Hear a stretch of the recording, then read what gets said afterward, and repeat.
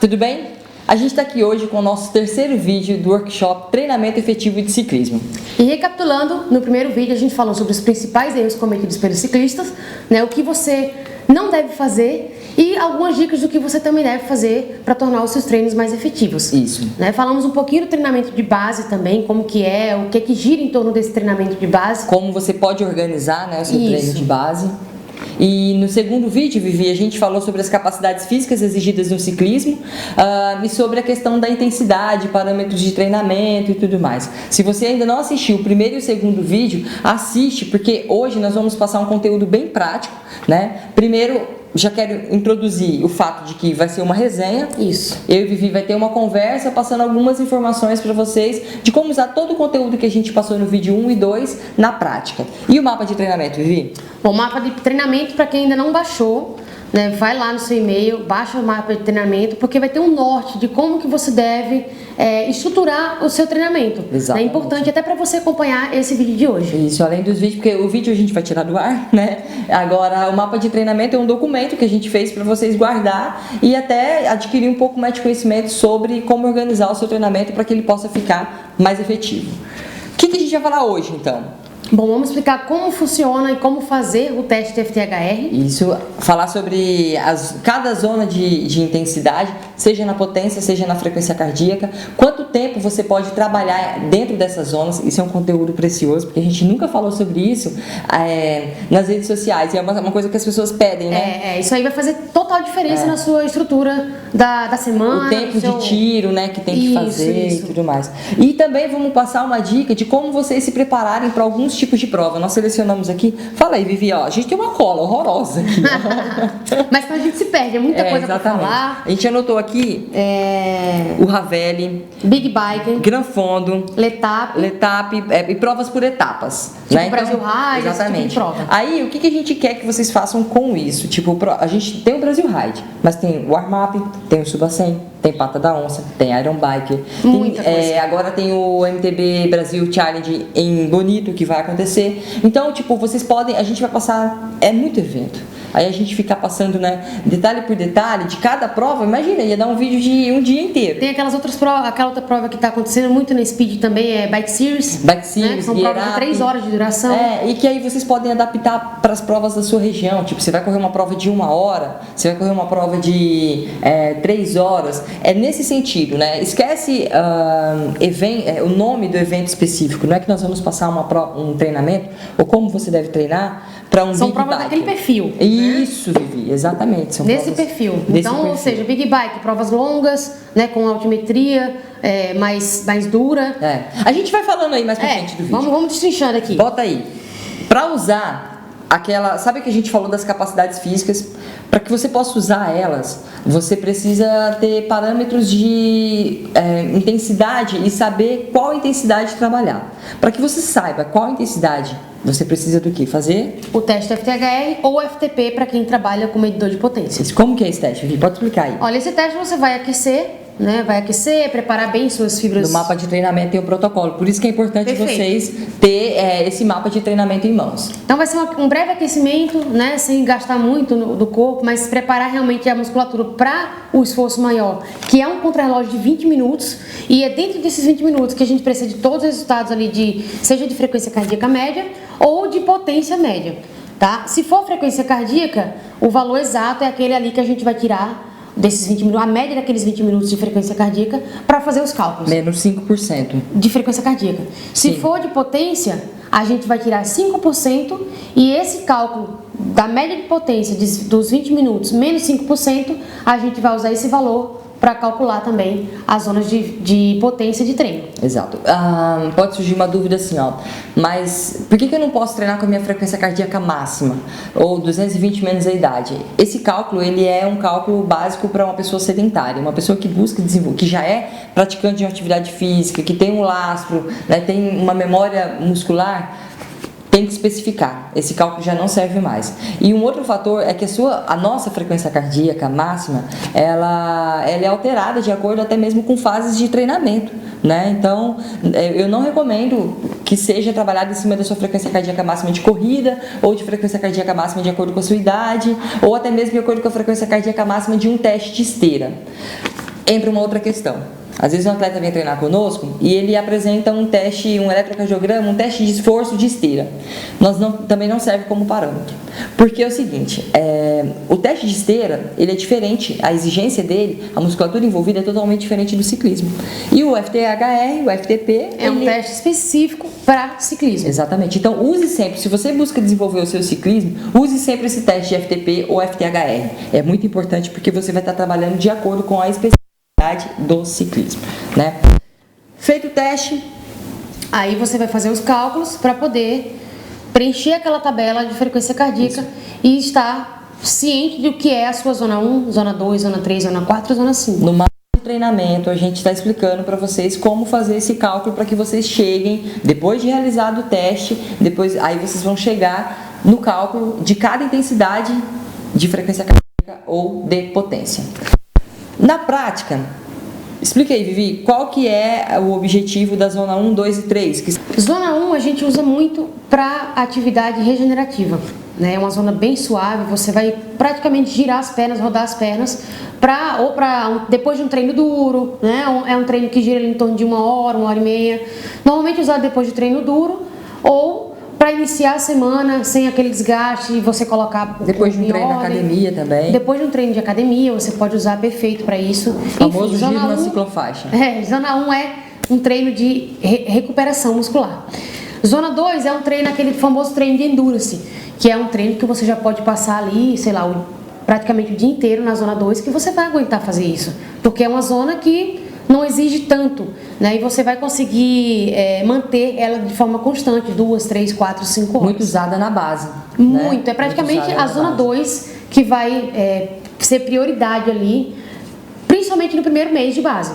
Né? Então, é realmente uma zona de preparação do corpo para atividades que estão por vir. Ou a zona 2 também é usada para recuperação de intervalos mais intensos num treino. Você faz um intervalo de zona 5 e aí você recupera na zona 2. Fisiologicamente falando, é na zona 2 que aumenta capilares sanguíneos, aumenta tamanho do coração. Tem gente que acha que o coração não aumenta de tamanho, gente, aumenta sim. Uma vez, eu vou relatar, né? Uma vez eu recebi um comentário de uma pessoa falando que eu tava louca, que o coração não muda de tamanho, só muda quando você morre. Engano, tá? É comprovado cientificamente que o coração muda de tamanho sim, de acordo com a fase que você tá, né? Quando você tá na fase de endurance, o coração vai aumentar um pouquinho de tamanho, lógico que não vai dobrar de tamanho, né? Mas ele aumenta, ele muda a anatomia dele. Quando você passa a trabalhar, passou um passarinho aqui, ó, chamou a atenção minha e da Vivi, né? Quando você passa a trabalhar VO2 e tal, seu coração tem hipertrofia, enfim, né? Muda assim. Então, resumindo, a zona 2 vai deixar o seu corpo mais eficiente, vai preparar o seu corpo, né? Ele vai mudar a estrutura para objetivos mais intensos que vem na frente. Exatamente, porque é muito fisiologia, sabe? A zona 3 também tem uma polêmica envolvida, né? Já saiu alguns relatos aí, saiu um artigo, né, no Training Peaks, falando que o platô da zona 3. E aí traduziram que a zona 3 não tem eficiência. Gente, a zona 3 é fundamental. É um dos melhores treinos que você pode fazer estar na zona 3. Através da zona 3 você melhora o seu limiar funcional, que é a capacidade de andar sem acúmulo de lactato. Então é fundamental. Também não vou entrar em detalhes porque é muito extenso o conteúdo e vai abranger muita fisiologia. Exatamente, a gente não vai ficar falando aqui termos técnicos porque não é esse o objetivo, né? A gente quer abraçar todos vocês. Isso. Mas eu tô relatando porque às vezes surge essa dúvida na cabeça. Sim. Mas eu vi lá de não sei aonde, do Training Peaks ou em outro lugar que foi falado que a zona 3 não tem eficiência nenhuma. Vamos rever os conceitos, estude um pouquinho, porque... Pode investir na zona 3. Pode investir na zona 3, tá? Principalmente para manutenção e condicionamento. E é uma zona também que, além de permitir que você teve um ganho de condicionamento, você usa ela para manter aquele condicionamento, é também uma zona muito importante para os treinos de base. Sim. Né? Na segunda parte ali dos treinos de base, ela é fundamental para que você aumente o seu limiar funcional. Exato, antes de sobrecarregar, porque a zona 4, agora já falando 4, ela já é a zona de também trabalho de limiar funcional. É bem próximo, o que é que acontece assim, ó. Quando a sua perna está queimando, é porque acumulou lactato sanguíneo na corrente sanguínea. E aí, o limite da zona 4, ela é muito fisiologia também. Uma vez eu dei uma palestra sobre isso e as pessoas ficam assim. Eu vou tentar traduzir. O limite da zona 4 é onde você ainda é capaz de jogar uma alta intensidade e não acumular lactato. Você vai produzir o lactato, mas ele vai ser removido. Exatamente. Ele não vai ficar acumulando. A sua perna ainda não está queimando.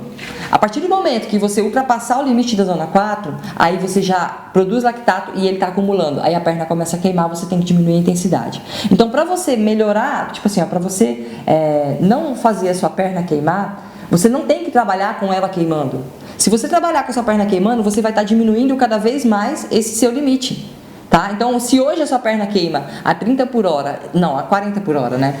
E aí você quer acelerar para ela parar de queimar, daqui a pouco ela vai estar queimando a 35 por hora, porque o seu corpo vai te jogando cada vez mais para baixo. É um mecanismo de defesa dele. Então, para você melhorar essa sensação das pernas estarem queimando, você tem que fazer intervalos na zona 4. Esses intervalos, eles podem ser começar aí com 10, 15 minutos, depende muito do seu nível de condicionamento físico, tá? E aumentando progressivamente. Você pode fazer tipo tiro de 15 minutos com intervalo de 10 minutos na zona 2. Depois de 10 dias, se aumenta, você faz tiro de 20 minutos com intervalo de 15 minutos ou de 10 minutos também na zona 2. E você pode chegar a fazer um intervalo de 40 minutos, de 45, 50 e pode fazer um treino, por que não, de 1 hora na zona 4. Na zona 4 você é capaz de andar, né? No seu teste de FTHR ou FTP, você é capaz de andar 60 minutos. Só que para você não chegar lá, né, sem treinamento você não consegue chegar nisso. Treinando de forma progressiva, fazendo esse trabalho intervalado, repito, começando com 10 minutos, depois você passa para 15, sempre com intervalo de pelo menos metade do tempo do tiro que você está fazendo, tá? Aí você consegue melhorar essa sensação das pernas estarem queimando. Se você fizer esse tipo de trabalho, hoje a perna queima 40, daqui um dia ela pode estar queimando só a 42 ou a 43. Então é isso, a zona 4. Fala da zona 5 agora, Vivi. Zona 5 não é você ir lá e fazer o maior esforço que você puder. Não é isso, tá? Esses tiros de esforço máximo, eles já se encaixam fora da zona 5. Mas falando da zona 5, esse treino de zona 5 é caracterizado por intervalos de 3 a 8 minutos. No máximo você vai aguentar andar na zona 5 até 8 minutos. Então, você vai sentir a diferença de um intervalo de zona 4 para a zona 5, porque exatamente no início do intervalo você já sente que a perna está dando aquele sinal de que o negócio vai ficar duro. Há intervalos, de acordo mais ou menos com o mesmo tiro que você está fazendo, faz um tiro de 5 minutos, dá um intervalo de 5 minutos.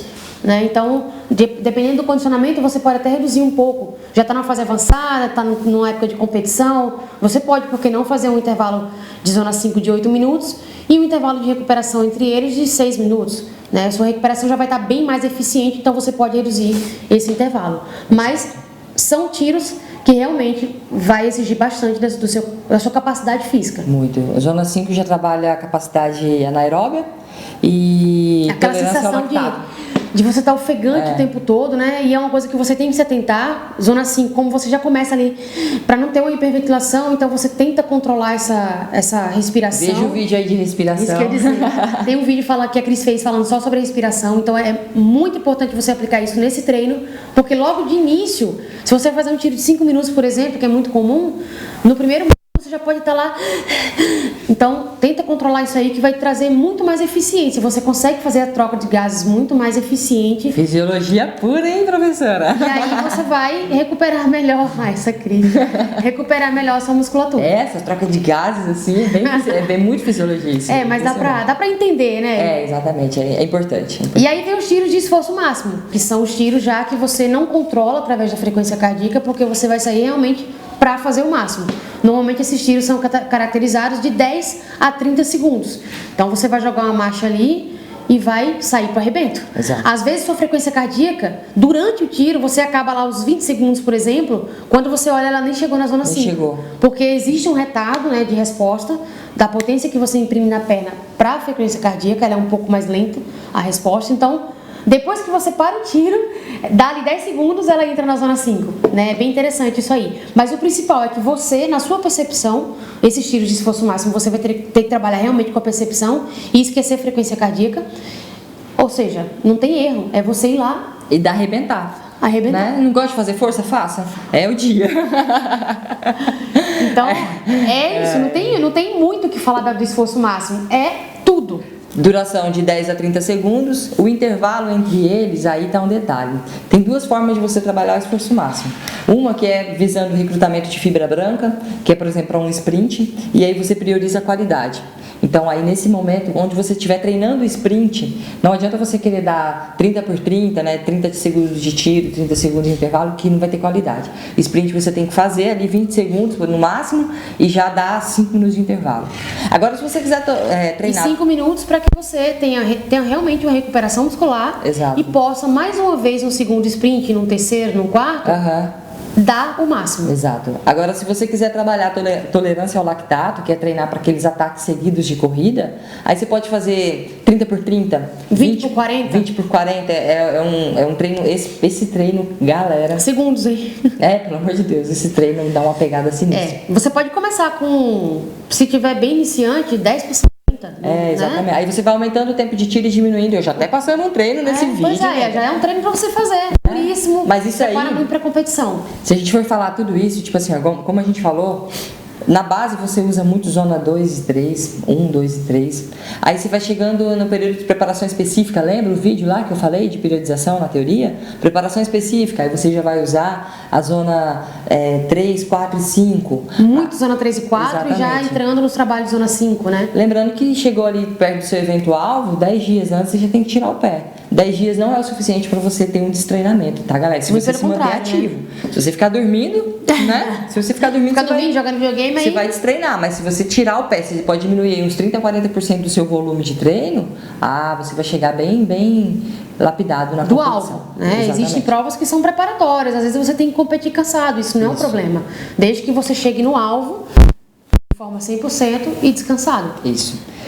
É um pouquinho da fisiologia das capacidades físicas, de como você usar na prática aquelas zonas de intensidade que nós passamos para você, tanto no mapa de treinamento, quanto falando ali sobre a própria capacidade física no vídeo anterior, tá bom? Por isso que, repito, é importante vocês assistirem os vídeos anteriores para entender o que a gente está falando agora para vocês. É meio que um quebra-cabeça. As coisas vão se encaixando, né? Então vamos para a parte da competição agora. Vamos recapitulando, né, Vivi? A gente vai falar sobre mountain bike XCM, provas de até 3 horas. Vamos falar das mountain bike XCM das ultras e vamos falar um pouco de provas de speed. Vamos fazer de circuito e provas de speed, a Letap, Gran Fondo e por aí se vai. As estradeiras, né? Eu vou falar aqui do Ravelli, prova que é caracterizada até 3 horas mais ou menos, com nível de inclinação altíssimo. Ravelli gosta de colocar subida, né, galera?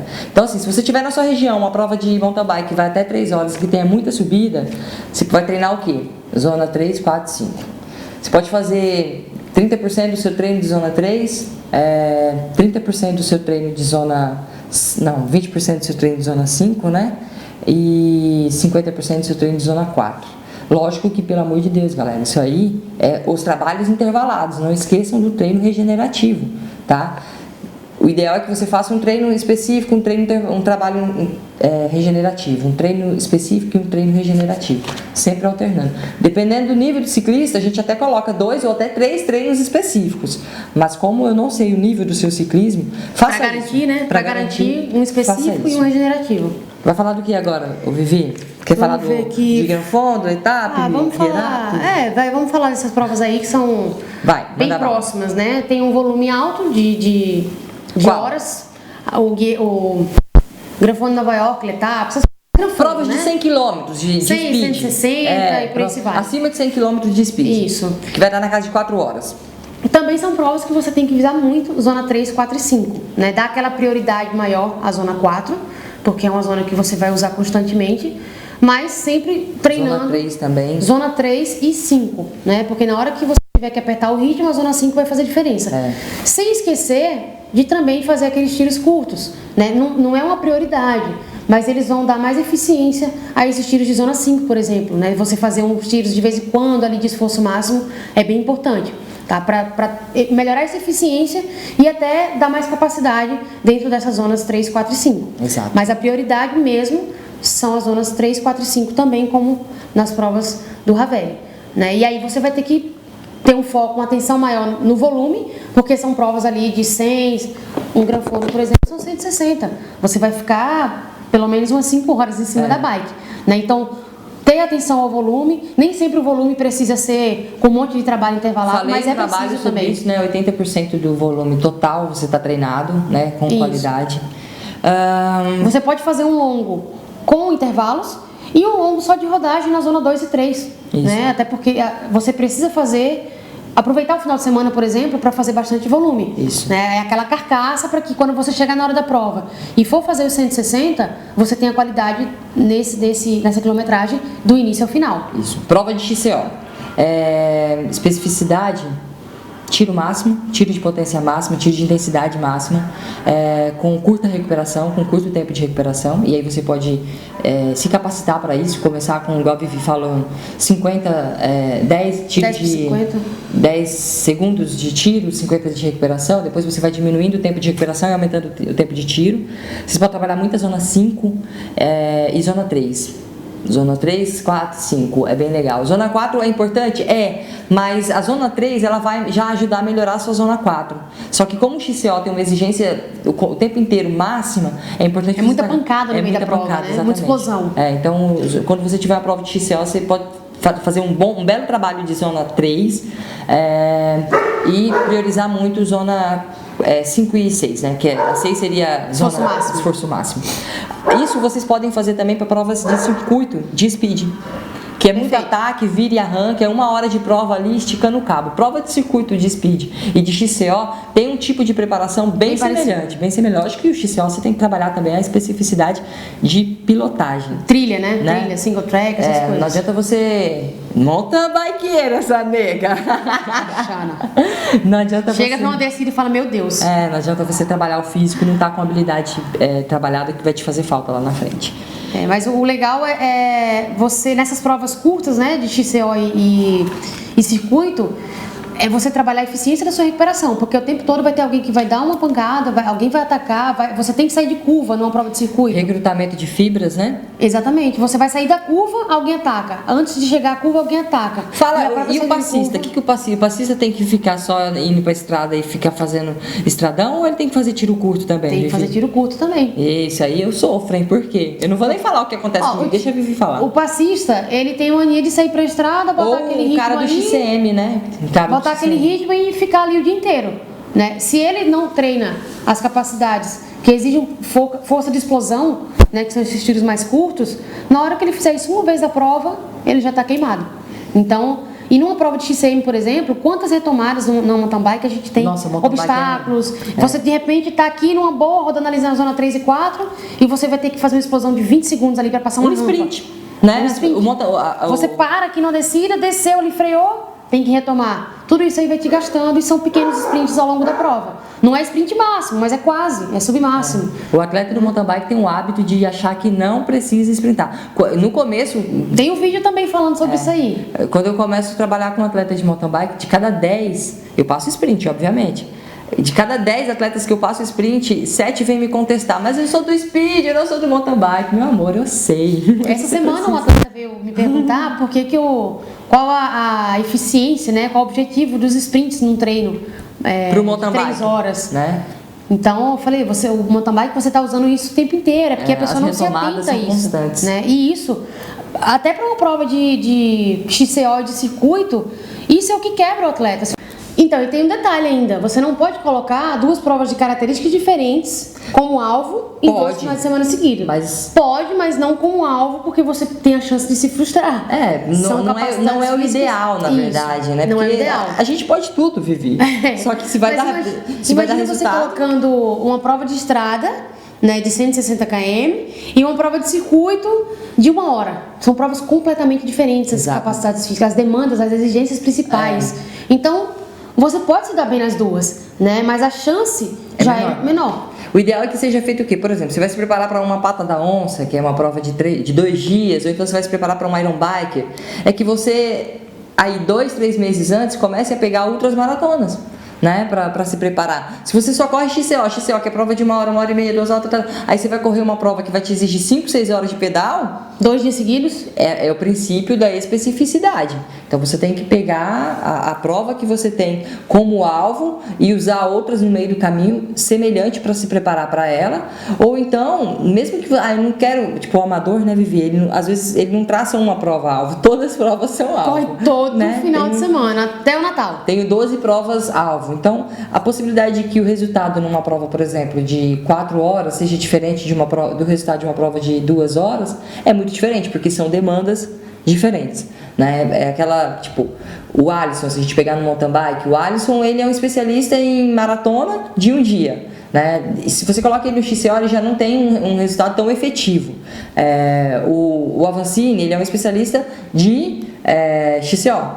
Lógico, o cara ele é rei, né? Ele é rei, né? Ele é atleta, ele é top 4, né? Mundial. Então, assim, ganhou uma ultramaratona? Sim, mas olha o nível que o cara tá. Então, tipo, mas eu não sei se ele consegue ter o mesmo desempenho. Não sei. Galera, eu estou falando que eu não sei. Eu não tô falando que ele não tem, tá bom? Porque do Avancini eu não duvido nada.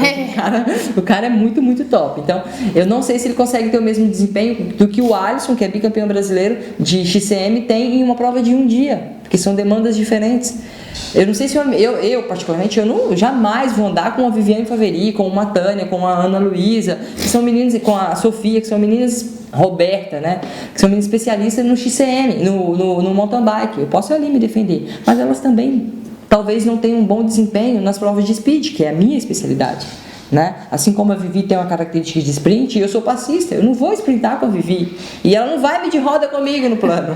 Então, tipo, são coisas diferentes. Procure detectar a característica que você tem, o que você mais gosta e treina para aquilo. Seja o melhor naquilo. Procure uma prova que você se sinta desafiado e motivado para fazer. Exatamente. E que você tenha tempo para treinar para ela. Né? Exato. Então, que o alvo seja palpável, né? E esteja dentro das suas possibilidades, dos seus horários e da sua rotina.